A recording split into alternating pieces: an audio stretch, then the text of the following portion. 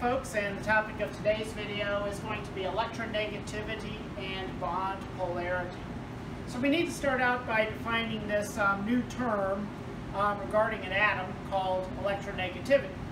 So electronegativity, which I'm going to abbreviate as EN here, is defined as the ability of an atom within a bond to pull bonding electrons toward itself. All right, so what makes this different, for example, from something like electron affinity is the fact that when we're talking about electron affinity, we're talking about an individual atom in its gaseous state forcing an electron into it. In this case, we're talking about an actual atom involved in a bonding process, pulling those bonding pairs of electrons toward itself. Okay, so if an atom is more able to do that, we say that that atom has a larger electronegativity associated with it. So what we like to do is look first at trends in the periodic table in electronegativity. So if we go into the table and look at numerical values of electronegativity, what we're going to find is that atoms such as cesium and francium, which are far down in the lower left-hand part of the periodic table, have the smallest electronegativities associated with them. So what that means is they don't want to pull bonding electrons toward themselves. And that makes sense because these are metals, and metals have a tendency to want to give up electrons and give them away. So it makes sense that metals like this would not be very electronegative. However, the most electronegative atoms tend to be up in the upper right-hand part of the periodic table, and the most electronegative element is going to be fluorine. Okay, so we find that up underneath hydrogen there in the upper right-hand side of the periodic table.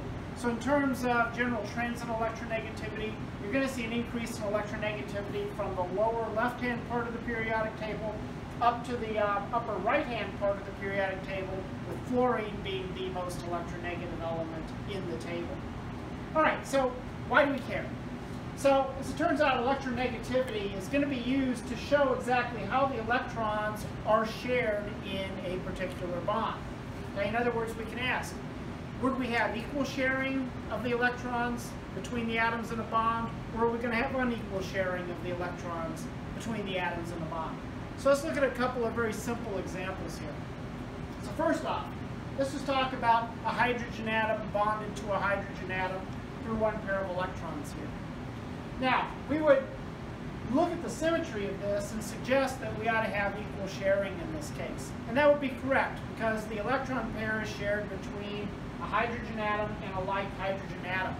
If we want to talk about this in terms of electronegativity, we can say that hydrogen atoms have the same electronegativity. So there's no reason for one hydrogen atom to want the electron pair any more than the other hydrogen atom. So as a result of that, we can indeed see that we would get equal sharing.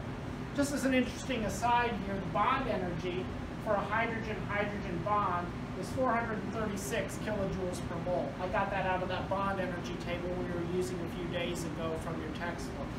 Okay? Now let's look also at fluorine bonded to a fluorine. Okay, so this is another covalent bond we can look at. Now we know that fluorine is the most electronegative element. It's a lot more electronegative than hydrogen is. So as a result, we're still going to see equal sharing because each fluorine atom has the same electronegativity as any other fluorine atom. But now what's going to happen is each fluorine is fighting for that electron pair. So if I look at this in terms of sort of these electron distribution drawings, you'll notice here that I have a lot of electron density here between the two hydrogens. But in the case of the fluorine and the fluorine, I have very little electron density between the two because each fluorine wants that electron pair, so each one's sort of grabbing toward the electron pair in a tug-of-war.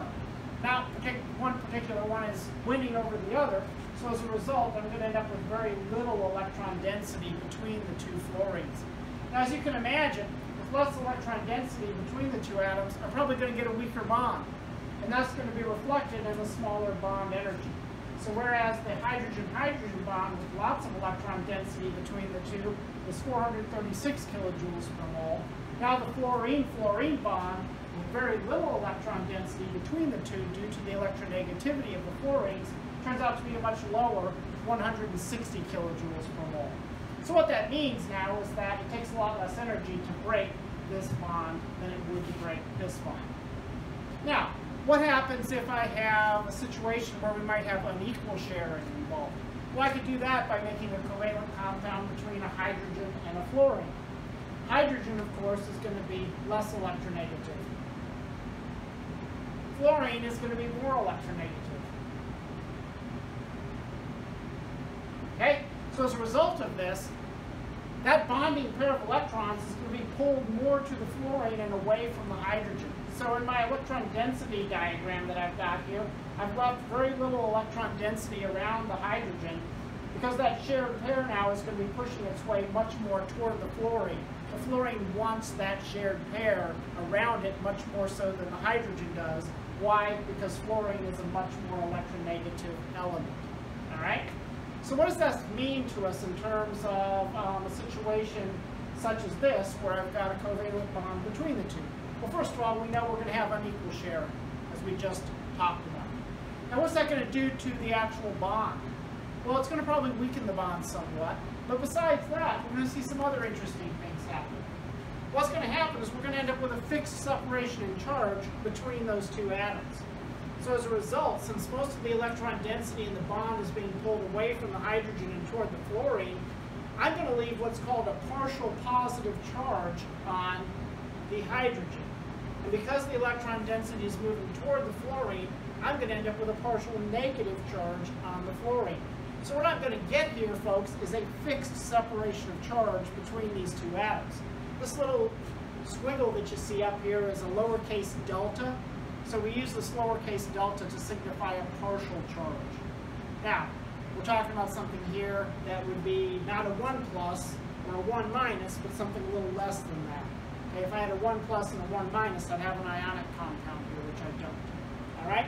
So I can use an arrow such as this to show that movement of electrons from one side of the molecule to the other.